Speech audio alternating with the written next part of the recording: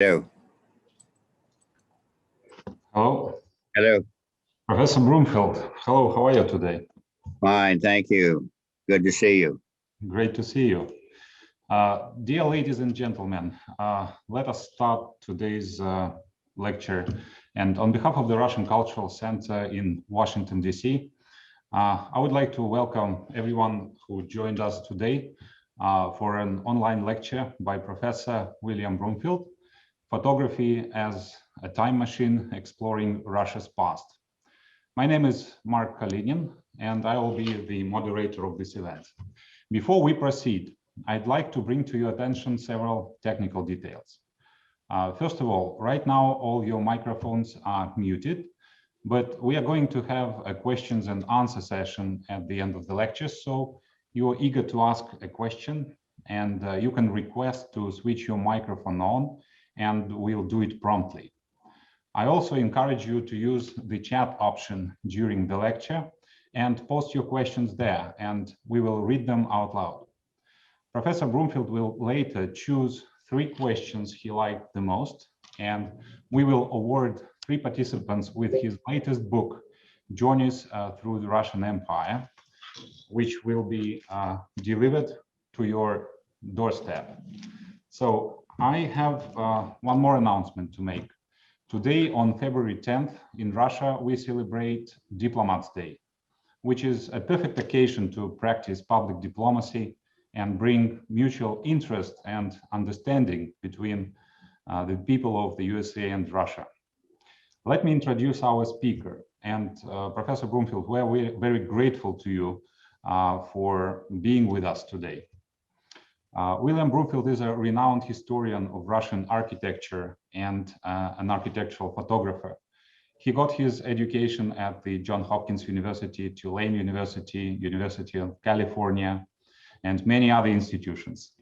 He is currently a professor of Slavic studies at Tulane University. Professor Brumfield lived in the former Soviet Union and Russia for a total of more than 15 years, doing his postgraduate research with Moscow State University, St. Petersburg State University, and traveling through the northern country of Russia, surveying and photographing the surviving relics of Russian churches. Professor Brumfield is an author of many books and hundreds of scientific articles published in many countries and in numerous languages. Professor Brumfield received a lot of honors and awards, the latest in 2019 being the Order of Friendship of the Russian Federation for the merits in strengthening friendship and cooperation between the people of the USA and Russia. Dear ladies and gentlemen, I would like to ask Professor Brumfield to start his presentation. Professor, the floor is yours. Thank you very much. It's a pleasure to be participating here. Please give my regards to Ambassador Antonov. I still remember very fondly the great occasion we had during the presentation of the Order of Friendship back in December of 2019. The time passes so quickly now, it's hard to imagine. But in any event, I'm very happy to welcome all of the participants today. As far as the questions, I'm sure all of your questions will be excellent. So it's a bit awkward of me or for me to make the choice, but we'll forge ahead. I look forward to hearing from you. What you will see today is a selection of many years of field work and research and photography in Russia. I'll focus on the Russian North. But I would also like to introduce you to the new book that Duke University Press miraculously published during the midst of this health crisis. It is the most beautiful book that I've ever seen. I make that statement quite seriously and quite honestly as a person involved in the book trade for many, many decades. All praise to the people at Duke University Press, people who are often unacknowledged in presenting such a marvelous work of art as this journey through the Russian Empire is. And I think Mark can attest to that because he has a copy of the book. He's seen the copy of the book. I appreciate your support of this incredible volume. These are difficult times now for publications on Russian culture. There's a great deal of politicization around anything having to do with Russia, but I think we need to forge ahead. We need to adhere to our interest in Russian history and culture. I've seen many difficult periods in our history over the past 5 decades. And I know that culture has to survive and will survive if for no other reason than we coexist on this planet with the Russian people. So with that said, by way of introduction, I would like to begin the presentation of photographs. If we could switch that over to that, Mark, and I will give my narration as we go along. By the way, any of you are welcome to get in touch with me about visual resources of my work that are available on the internet. I particularly would like to mention a Russian site created in Vologda. It's in both English and in Russian. I can give you the link to that. There's some 36,000, repeat, 36,000 of my photographs available on the site. I'll give you the address, anyone who wishes to write, and Mark will send a follow-up message with that link as well. But there are many resources that focus on my work in the Russian North. Now let's see a brief selection. We start out here with the cover of the book, Journeys Through the Russian Empire. We chose with the design team for the cover photograph his shot of the great Nilova Pustin, or St. Nilas Stolobensky Monastery, Lake Ostashkov in Tver province. Over on the right is his view taken in 1910. Over on the left is my view taken in 2016. Pretty much the same perspective, although I'm using a closer lens. But photographs are not simply there to be admired. As I write in the book, there is an enormous history, much of it tragic, between these bookends, Prokudin-Gorsky's work at the beginning of the 20th century and mine at the turn of the 21st century. For example, this camp, as I have written about on numerous occasions, was used as a prison during the Soviet period. So that photographs also stimulate us. They take us back and forward in time. They stimulate us to think about the history of the culture represented by these monuments. And it is often a tragic history. But nonetheless, we need to explore and know this. So that the photographic range here goes beyond simply a marvel at what he saw and was able to record in color and what I saw 80, 90, or 100 years later. Next photograph, please. Here we see my view, east view of the Solovetsky Transfiguration Monastery, one of the most famous sites in Russia. Again, not only because of its religious and architectural significance, but also for its very turbulent history. It was at the end of the 17th century, the site of a 7-year-long siege by Russian forces who were attempting to suppress an old believer insurrection at the monastery. But more notably, it was the site of the prototypical Gulag, so thoroughly chronicled in Alexander Solzhenitsyn's work, Archipelago Gulag. But now it's been returned as a museum and as a church, a religious site. It's been restored. I was very lucky to be there in 1998 and 1999 when they had taken down most of the scaffolding from the monastery, so that this extraordinary architectural ensemble dating largely from the late 16th century, so that this could be seen in all of its glory. Next slide, please. There is my view from the west. This was taken in late June near the summer solstice. This photograph that you're seeing was taken just before midnight,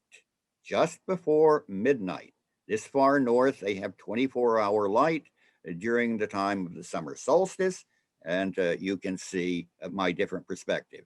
And then I think we'll see a Prokudin-Gorsky view taken in the summer of 1916. Let's advance the slides so that we get to the Prokudin-Gorsky. You can have the next one, please.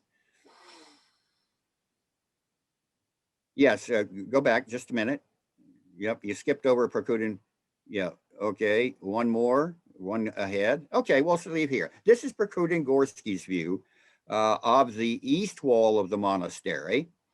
Now, you saw my east view 2 slides before. This was taken in the summer of 1916. It was the last trip that he would make for his photographic expeditions. And he was there really to photograph building of the railroad to Murmansk so that Allied war material could get to the beleaguered Russian forces on the Eastern Front. So most of his photographs from that summer of 1916 show railroad construction. They're fascinating, but he took the boat over to Solovetsky Island, the Great Solovetsky Island, and photographed the monastery. Imagine this. You can read about his color process in my book.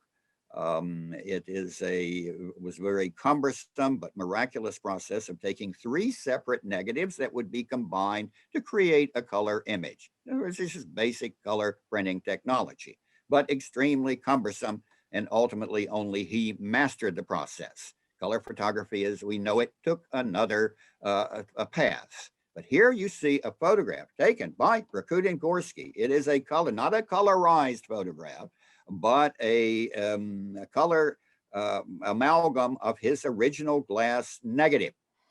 And just if we think again of the historical context, within 5 years of this photograph, by the early 1920s, the Solovetsky Monastery would already be in the process of becoming a center, a part of the Bolshevik apparatus of incarceration, which later become the famous Solovetsky camp of special designation, or in Russian, Slon. Right, next photograph, please. This is his photograph taken in also during the summer of 1916 from the west. So we've seen my view from the east, my view from the west. Now we see his view from the east, and here in this photograph from the west. These comparisons are made in my book, Journeys Through the Russian Empire. It's Journey 8. Now, why is this in black and white? Originally, it was in a 3-part color negative, but not all of the glass plates survived. The fact that the collection survived at all is a miracle, because he left with one of his sons after the murder of the Tsar in July 1918. Later, his family was allowed to come out. He was not an opponent of the Bolshevik regime, but he clearly felt that he could no longer live there. How his collection got out, we still don't know. But he fortunately made contact prints of the magenta exposure of the 3 exposure technique. And so we have these. They've all been scanned at the Library of Congress and are available so that fortunately we have this, even though the original negative has not survived. And you can see the way the buildings looked before the great ordeal of the early Soviet period. Next slide, please. So that comparing this gives us a sense of what happened. Not only stimulates us to just the visual wonder of what they looked like then and what they look like now, what has been preserved and what has been lost, but also they should stimulate us to the history that occurs between the photographs. Now, this is my photograph from 1999. It looks very much like Prokudin-Gorsky's photograph that we saw 2 slides ago. So little has changed. There are changes that an architectural historian would notice to the cupolas of the churches at the center of the photograph. But otherwise, this timeless, these massive granite walls that withstood sieges and the turbulence of the 20th century, here they are still standing in their 16th century glory. and you see one of their, you'll see some cattle roaming around and so forth, dogs and various other. This is a functioning, living village, very impoverished, that exists around the monastery to this day. Next slide, please. This is one of my favorite views from the west. It was just taken on a glorious morning. What else can I say? I'll just let you admire it.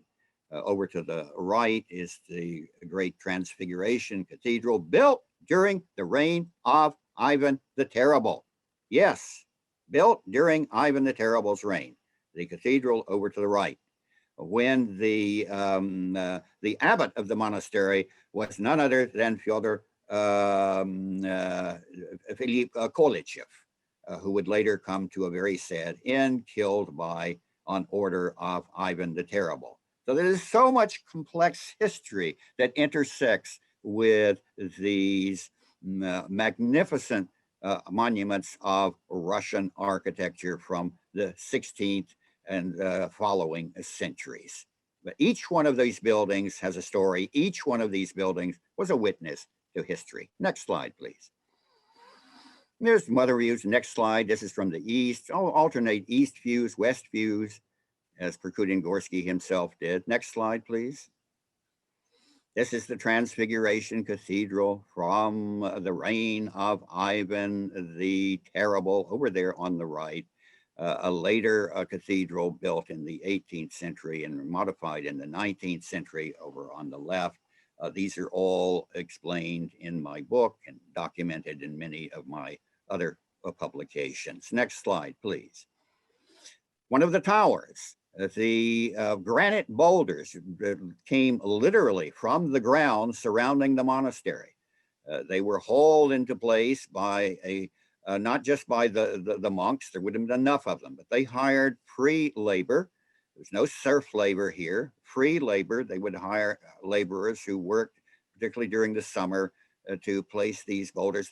When I look at this, I marvel just as one would marvel at the Inca monuments in Peru, the way the stones were fitted together, the craft, the vision.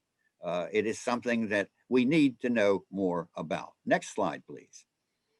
And again, another view, the southeast view of the Transfiguration Cathedral. Russian churches are always oriented. The altar is always in the east. So you see on the right, you see the altar structure. The main altar is contained within that lower part of the cathedral. That's called an apse. There are, in fact, 3 altars in that space, including the Transfiguration of the Savior. Otherwise, the building looks like a fortress itself and may have been designed with defensive measures in mind. Look at the tall corner elevations. They could be used not only as chapels, as they were, but also they could be used as lookout posts.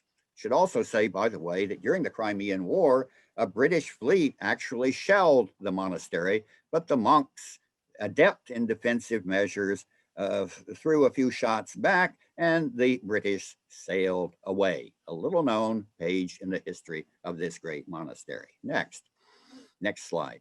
Yes, a detail of the granite boulders extracted from the ground around this sacred site on Great Solovetsky Island. It's in the southwestern part of the White Sea. Next, please.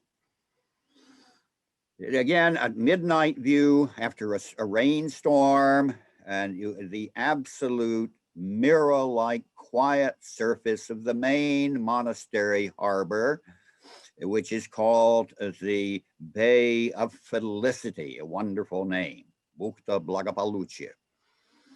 On the other side of the monastery is the Holy Pond, Svetoye Ozero, the Holy Lake, which we have seen in my photographs and Prokudin-Gorsky's view from the east. But here, this magic moment, the only thing that you don't get from this photograph is the incessant hum of mosquitoes. Mosquitoes in this area will devour you if you do not take measures against them, which means smearing your face with some sort of salve, usually. They are incessant. They will drive you quite literally insane if you do not find a way to repel them. This is a known fact, and I can vouch for it very personally. Next slide, please. Again, in the daytime, the mosquitoes are not quite so bad, but in the evening, they come out in great swarms. Just giving you views, picturesque views in our essay here and remember, this is still an active fishing village, so you see the little boats that will take you to other islands in the archipelago. Yes, next, please. And we'll just go through views. There's wash day. You can see the women of the village there coming to the wash house, the wooden wash house in the lower right that's built out over the Holy Lake. In the back, you see the cattle, a very good source of dairy products, which are excellent in the Russian north, as in Finland, pretty much the same latitude. Next, please. And this is a view that I took from a small twin-engine prop airplane, which was being buffeted by air currents, but I had fast film and managed to get this superb shot from the air, taken from the southwest, looking toward the northeast of the entire complex. And you can see the Soviet era structures that house most of the people in this village. Again, the village is quite poor.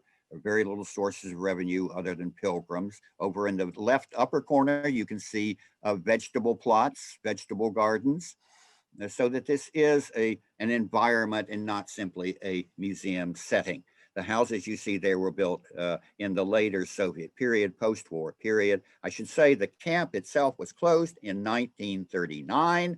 There were, by that time, many other gulags in the territory of the Soviet Union. This was turned into a military outpost in 1939 and later as to a place that, for example, harvests kelp. They have to take what they can from the surrounding soil. There's very little else to sustain them. Many other details we could talk about in this photograph, but I think we can move on here, and perhaps we'll have another occasion to talk about the Solovetsky Monastery on another Zoom lecture. Next, please. And that's Prokudin-Gorsky's view from the Bay of Felicity, again in black and white, because the original glass color negative, and they were quite large and they were fragile, the original has not been preserved in the collection, which is now at the Library of Congress since 1948, when the library bought the entire collection from the descendants of Prokudin-Gorsky in France. Next slide. Prokudin-Gorsky's photographs of the northwestern corner tower. That is his photograph. That is a photograph taken in the summer of 1916. 5 years later, at a time just after a fire had swept through the major cathedral complex. We're not sure who set that fire. There are many competing versions, but the walls and some of the other structures remain. But the cupolas on that church, they were all taken off. All of the cupolas on the religious buildings in the monastery were taken off when the monastery was converted into the concentration camp. Incidentally, not only Solzhenitsyn has written about this, but Dmitry Likhachov, the great Russian scholar of medieval Russian culture, also was here for several years. I'm proud to be the recipient of the Dmitry Likhachov Award for promotion of Russian culture. It was my great privilege to meet him during one of his journeys to the Library of Congress in the late 1990s. So that there are many stories behind this. But this is a photograph, the color photograph. The negative has been preserved. Prokudin-Gorsky took in 1916 during a very difficult war for Russia. Already the clouds were looming on the horizon of a catastrophic social upheaval. So my next slide, please. All right, now we'll turn to my work with the wooden architecture of the Russian North, which is what so many people know. For example, the great Transfiguration Church at Kizhi, But I will show you the cover of a book that I did 5 years ago, a companion volume for my Duke documentary series on Russian architecture in my photographs.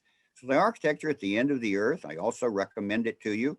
And on the front is the photograph of the church devoted to the Hadagetria icon of the Mother of God, the Virgin Mary. It's a church in the village of Kimsha, which is right very close to the Arctic Circle. Yes, the Arctic Circle. Parts of this are actually have arable land, and they were settled by sturdy villagers who made a living from the land, the forest, and the sea. It's very close to the northeastern part of the White Sea. So Solovetsky Island is in the southwestern part. We are now at the northeastern fringe of the White Sea in the Russian north. Next photograph. My first visit there was in early March of 2000. It was a snowstorm. When I arrived in the middle of the night and could see the aurora borealis, but that was the last clear sky I saw. It's good to see these places as they so often are, covered and shrouded in clouds and snow. This massive house with a barn at the back, everything comes in the winter so that this livestock as well as the extended family can be protected. Notice at the very top, the kanyok, or the horse's head figure at the very top beam of the roof. That these massive structures built by free peasants, no serfdom in this area, they were a monument to the ability of people to survive and flourish in this environment. Many of these houses were still being built in the 1920s before collectivization. Next slide, please. And we can see again these massive houses, many of them built before the revolution, each one with the kanyok at the very top, as you can see at the peak, the horse head symbol of the prosperity of the owner. Next slide, please. And there is the Hadagetria Church, built in the second half of the, or consecrated in the middle of the 18th century, begun considerably earlier. It took a long time to complete. That's a separate story. But here it is, one of the marvels of northern Russian architecture, with a central tower and 4 attached cupolas at the base, with the great barrel gables that you see there descending to the apse. Again, we're looking at the east, the altar part, the apse. Next slide, please. And here is one of the villagers. The stable, by the way, is that long building in the right background, or the horses. Here, no matter if there's a snowstorm, and there was on that day, snow is still falling when I took this photograph. There are ravines there. You don't see them because they're covered with the snow. But he's trying to get through with a load of hay, and I had to stand right in front of the horse because of the low light conditions, that lovely, absolutely divine animal, so I could get the exposure without being blurred. I didn't want any motion. He's telling me through the corner of his mouth, politely, I might add, would you please move out of the way? But I had to get that moment. The horse is the main part of this photograph, and God bless it, it is so beautiful. So again, so many human stories there. I lived in one of the houses nearby and managed to run out while I was sheltering from the snowstorm, I managed to go out and get this, one of my favorite photographs in a collection. It's now over 170,000 items in my collection, which is at the National Gallery of Art in Washington, D.C. Next slide, please. And this is the close to midnight photograph of the Hadagetria Church. It's the photograph that's on the cover of my book, Architecture at the End of the Earth, photographing the Russian North. Now, a few years after I made these photographs, they took the church apart. It had to be restored, so they wanted to do it thoroughly. replaced the rotted logs. They totally put it back, and they almost didn't get it back together again because there was a quarrel among competing contractors as to who had the right to do it. There was money involved here, but thank God, finally, after many years of legal wrangling, the church was rebuilt. But the current form, well, I'm not going to criticize anybody. Let's just say I am so grateful that I was able to photograph it before all of this happened. So you see it more or less as it existed in the 18th century. The bell tower was built in the 19th century. Next photograph, please. There are the details with some plank siding added in the 19th century, but you have the logs underneath. All right. Next slide. There is the detail. Larch, one of the hardest woods available, and it lasts forever. There is the log joining of the apsidal structure in the east part of the church. That is larch, listvenica, wood. Next slide. And there you see the corner from which that detail was taken, right there, a view from the east.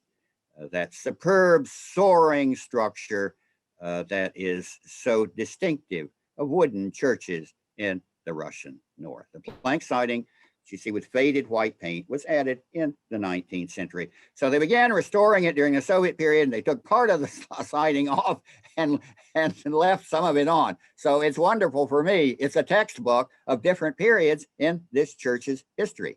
Next slide, please. There you have it again.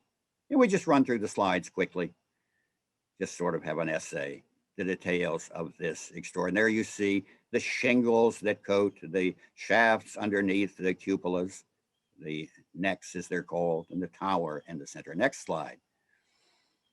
And the cemetery, it overlooks the village with their hooded crosses. These crosses with the protected, many people associated with old believers, and there were certainly old believers in this community. And they would not have gone to this church to worship.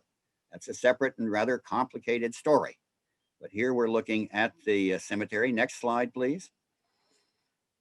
Here's a view from the bell tower. Two of the elderly women that remain in the village. Of course, the population is very much old, but I could speak to some of the people of their reminiscences of the period in the 2 decades after the war, when there were many people still in the village, young people. Most of them left eventually when they could, after the Stalinist era, to go get better jobs and a better life for their family in a more prosperous setting. But these two people at the bottom, one carrying a pail there, probably with vegetables from the garden. That's still, the gardens are wonders during the summer. They get so much out of them during the brief but long days of the summer. Next slide. Brief summer, but long days. And there is the village itself, and a form that anyone from the 19th century would have recognized. It's on the small Kimja River, which flows just to the left of my photograph. It flows into the Mizen River, one of the major rivers of northeastern Arkhangelsk territory.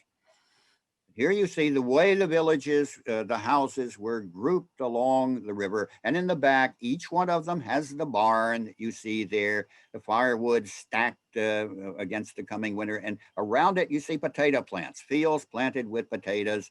In their plastic, they would also grow tomatoes. And the forest surrounding would provide berries and mushrooms. Taken from the bell tower of the Adagetria Icon Church. Next slide. There again is the church. We keep coming back to it, and the bell tower from which I took the preceding photograph. Next slide. Again, coming back to the cemetery and the hooded cross and the forest in the background, mostly conifers, pine, fir. Next slide. And this is a glory.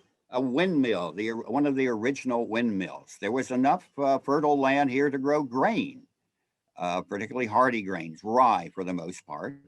And they would be taken up to the structure at the top, and there would be blades. You don't see the blades, they've fallen off long ago, but it had windmill blades. And the structure, the entire structure would be rotated. You can see where it rotates at the middle, right above that remarkable log, open log structure that supports it. Get it up high enough so you could get the wind, which was quite ample there coming off of the White Sea.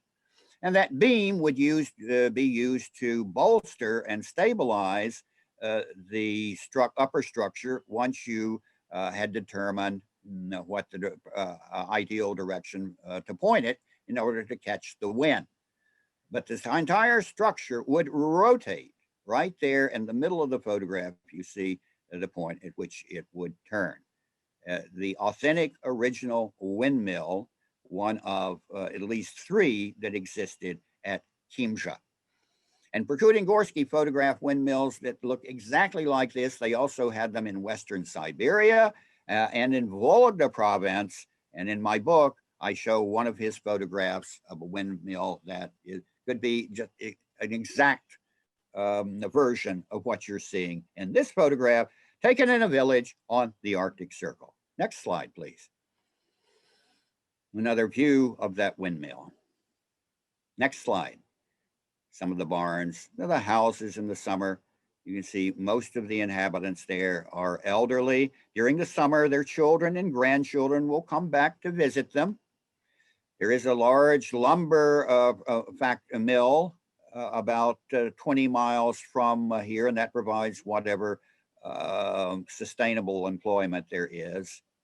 But artists are coming into this village, many of them surprised to find out that an American had been there before them, some strange American named Brumfield. All right, next slide, please.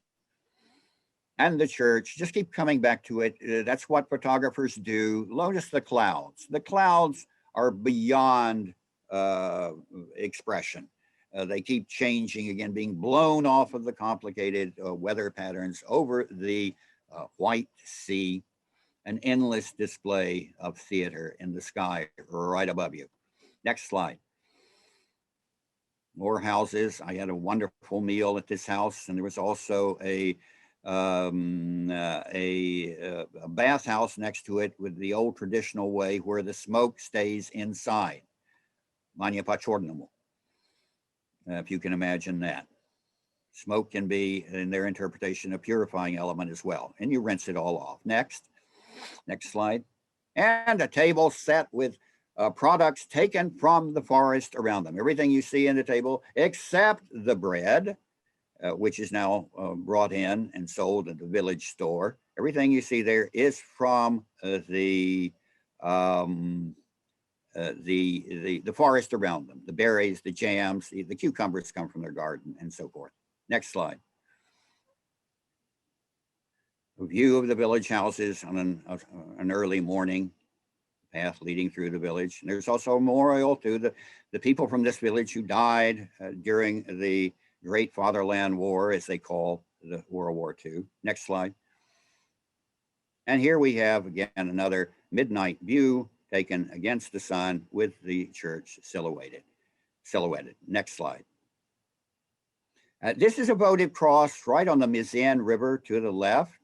It is every spring around the time of Easter. They clothe the image of Christ in this fabric that you see here. And there is a little votive box for candles right in front of it, a metal box. People bring berries and other offerings. This cross was put there in 1886 by a local merchant to commemorate the saving from drowning in that river of one of his sons. And again, it is a hooded cross, stood since over 150 years now. And each summer it is clad in this raiment, the cloak of Christ. Next slide, please. And there we have the concluding photograph of the book, Journeys Through the Russian Empire. I hope that the book will be of interest to you. Thanks to the generosity of donors who supported my work, Duke University Press received a large grant to pay for the color photography, over 400 color photographs in this book. which is over 500 pages in length, comparing Prokudin-Gorsky's work and mine with an explanation of the history that I give surrounding these monuments from the Russian past. And I think now, having given a basic presentation of the book and my work in the North, perhaps we could open the floor for questions. Professor Brumfield, thank you very much. We just used the time machine and traveled more than 100 years back to the past of Russia. Thank you very much for that. We do have some questions in our web chat, and I would like to read them out loud for you to answer. Okay, and I might say, I might interrupt, I'm wearing a tutibeyka. Some of you might recognize this. This was a gift to me when I worked in Kazan, capital of the Tatar Republic of Tatarstan in the Russian Federation. And it's particularly used for festivals such as Sabantui, which is the famous Tatar festival that occurs in early summer in that part of the Russian Federation. I'm not sure how well you see it, but in any event, that's in honor of my many friends in Tatarstan. I'm sure you've been there, Mark. You've been to Kazan and so forth. It's a great city. Yes, questions? We have a question from Matthew Keeble. It is very noticeable that throughout Russia's photographic history, images have largely been captured from the ground level, even when towers, trees, etc. could have been used.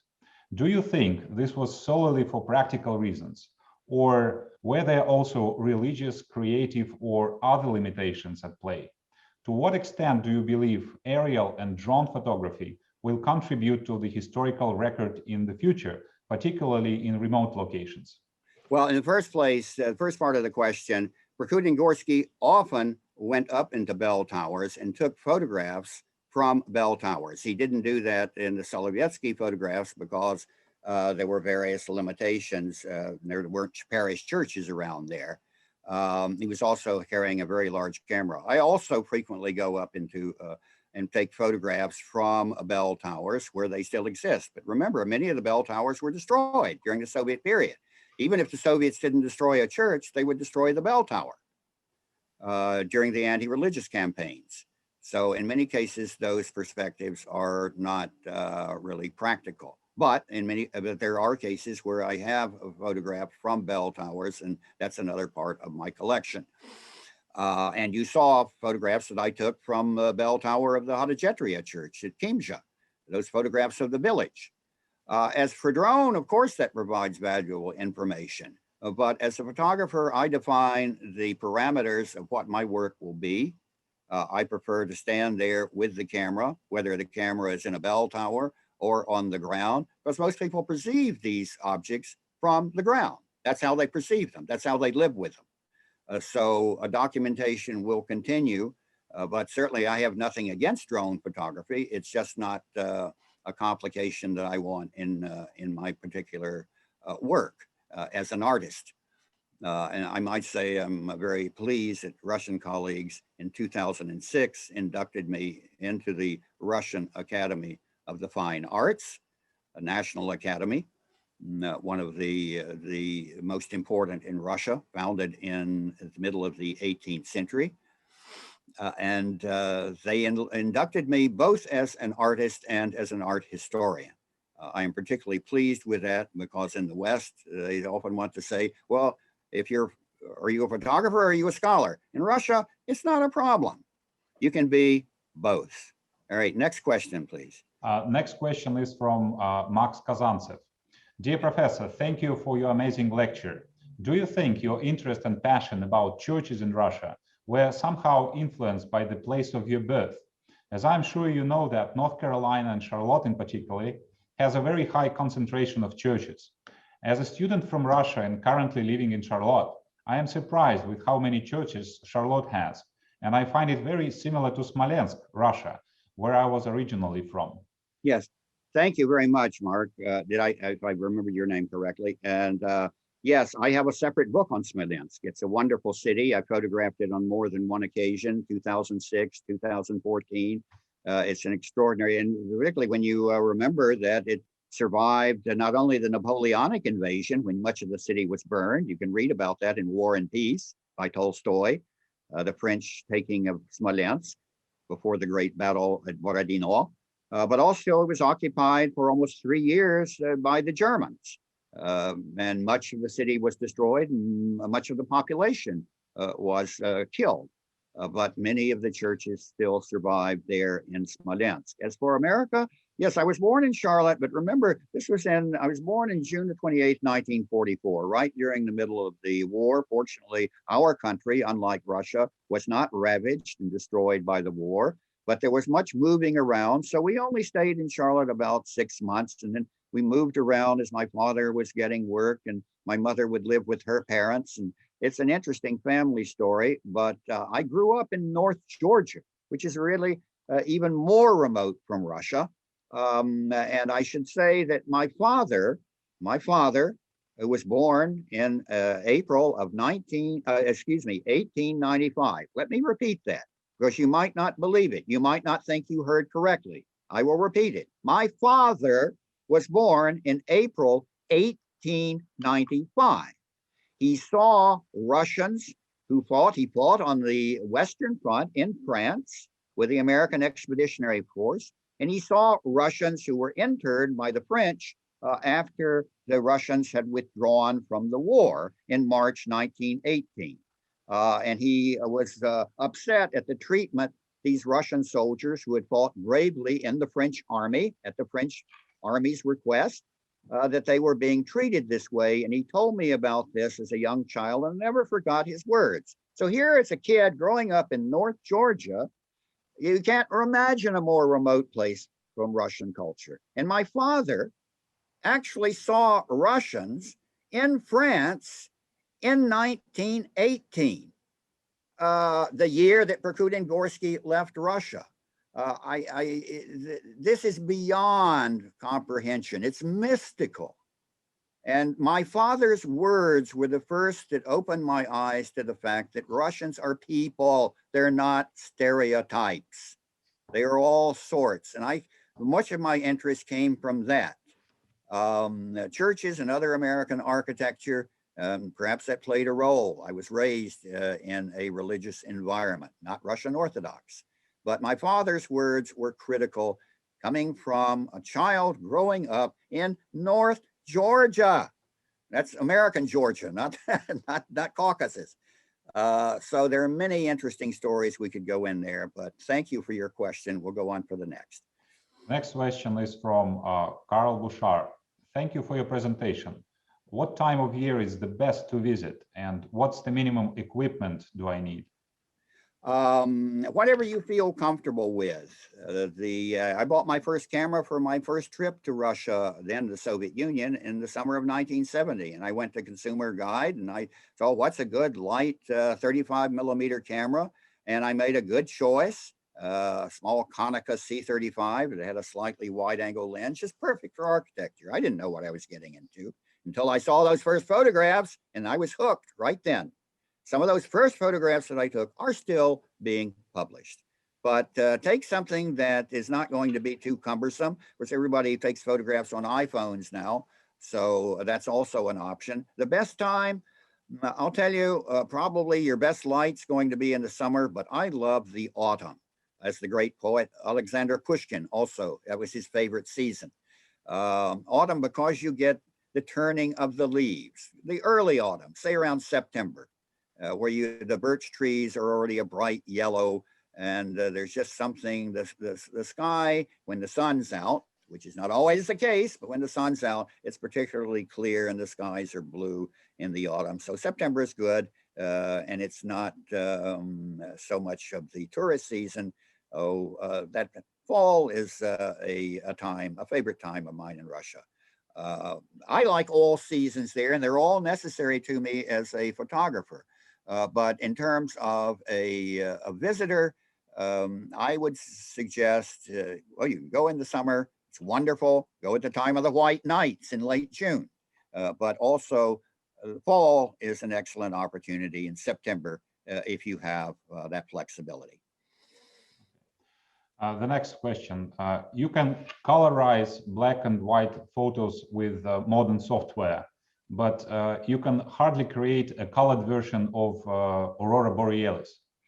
In your work, did you happen to come across a photo of Aurora Borealis by Prokudin-Gorsky by any chance?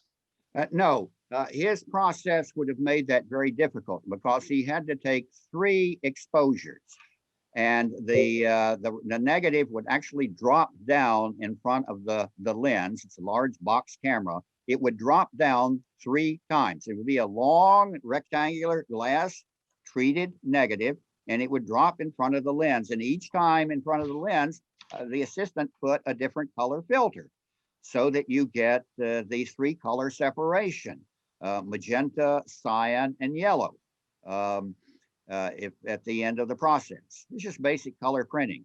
But because of the length of the process, it would be very difficult for him to photograph anything that showed any motion. Secondly, his lens did not really allow the exposures of night photography. His method didn't allow it, and his lenses. Third, because you probably already guessed, the method of dropping the negative, the glass plate, which is the negative, of dropping it in the camera, depends on a gravity feed. So what do you deduce from that? You cannot tilt the camera upward. You have to keep it level. That's one of the reasons he so loved bell towers. He could get a distance and he could survey the surrounding terrain and at the same time keep the camera level. You just had to hoist it up to the bell tower, but he had assistants to help him with that. So there were many restrictions on his marvelous process that would prevent him, for example, looking at the upper part of the interior of a church for frescoes. He couldn't tilt his camera up, just wouldn't work. The negative would not feed in a proper way. So in sky photographs, only if they appear in the horizon. Otherwise, at night, he simply could not have, he didn't have the technical means to record anything in the night sky. Next one. Thank you so much. Dear ladies and gentlemen, I encourage everybody to ask Professor Brumfield a question. And remember that you can win his book. But before you do that, please switch on your microphone. The floor is open for questions.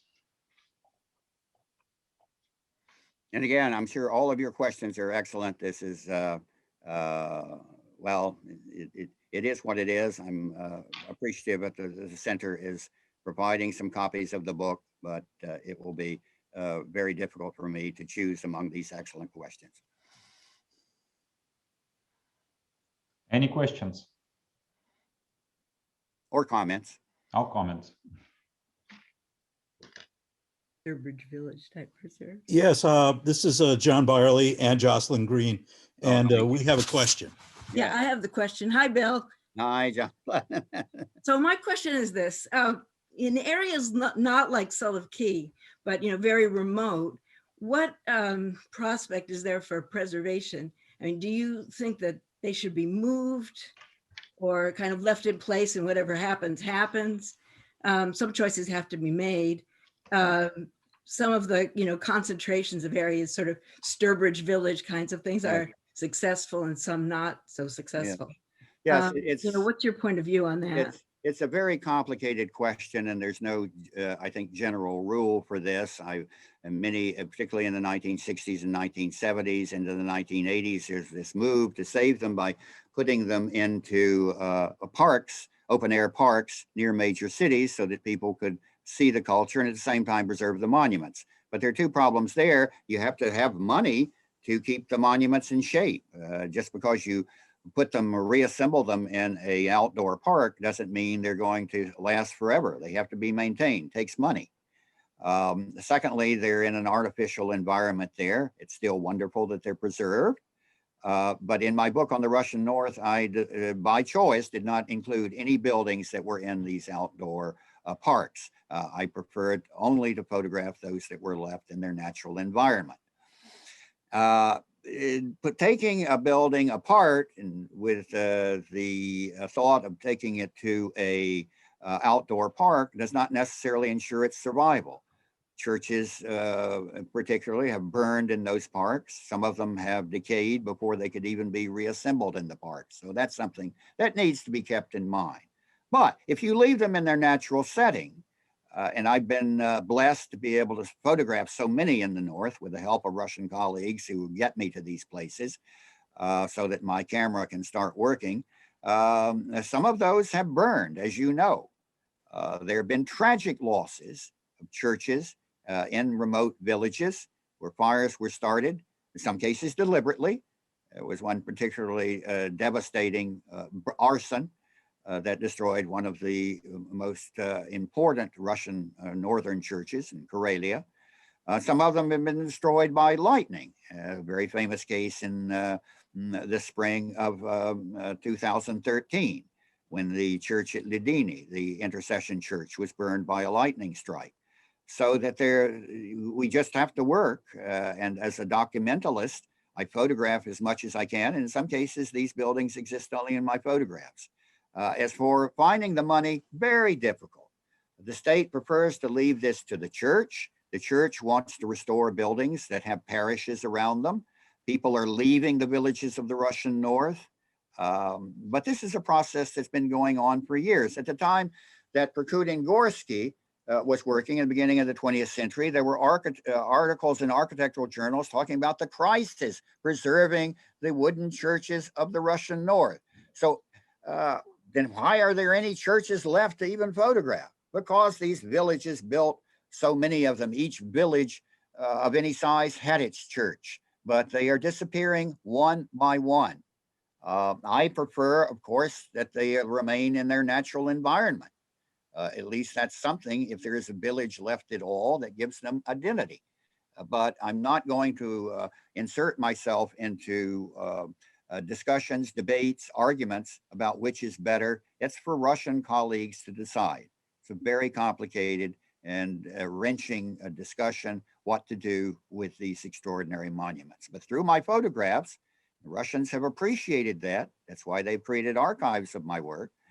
Through my photographs, some of these structures have been there for study, even if you can't see them.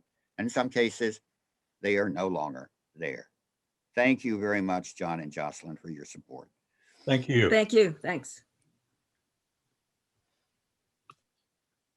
Any more questions, ladies and gentlemen? I have another one, if that's all right, that I've just Fine. thought of. Professor, you said you first went to Russia to photograph in the 1970s and presumably traveled around the Russian north in the 70s and 80s. Did you have many issues with KGB or restricted areas, particularly during that period? Well, my first trip there was in the summer of 1970 to Russia. And in fact, I was not able to visit the north until I got special permission to visit Kyiv in 1988. And the north was really off limits. There are a lot of military bases there. And one of their main cosmodromes is there, Plesetsk. In some cases, I still need special permission, which I've never had trouble getting. In most cases, there are a couple of places that are off limits I'd like to go. But during the Soviet period, I never went to the north. I mean, it was simply off limits. But there was plenty more to do in Russia. I could go to Vladimir and Novgorod and Suzdal. So that kept me busy until the north finally opened. And it opened really during the Gorbachev era. They began to open. But technically, much of it was closed until after 1991. My work in the north begins intensively in 1991, 1993, 1995, when I established a base in Vologda. So it had to occur stage by stage, but it's good in a way that I first started with the central Russian monuments, Moscow, Petersburg, Vladimir, Suzdal. You get the basics that way. You see where the culture goes back in some cases to the 11th century. You get those basics, and then you see how the Russian north plays off of that. Because they were all in central Russia, and then they moved out, these pioneering monks in the 14th and 15th centuries. They came from monasteries, in the most part, in Moscow. Some of them in Rostov, Veliki. But if you get that central part of Russia, as I did in the 1970s and 80s, then the north begins to make sense from a historical point of view. So that's really the way it occurred. But yes, there were many restrictions. I think the time when I was most noticeably followed was in 1983. My first book had come out, The Golden Azure. And it was a very tense time in Soviet history. If you know that there were leaders who came and go, Andropov and then Chernenko, there was a sense of instability, there was one occasion when perhaps I overreacted, but basically you're there as a guest in that country. You take what they give you, but they wanted to know what I was up to. Here's this guy with a camera. What's he doing?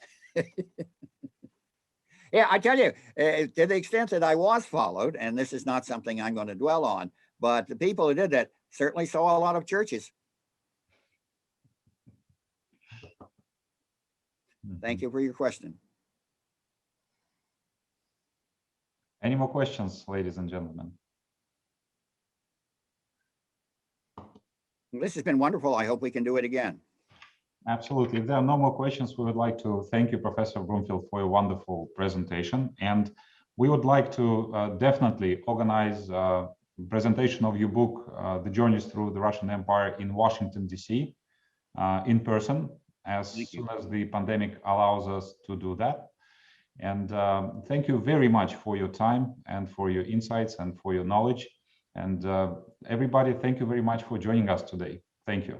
All right. Stay well. Stay well. Thank you very much.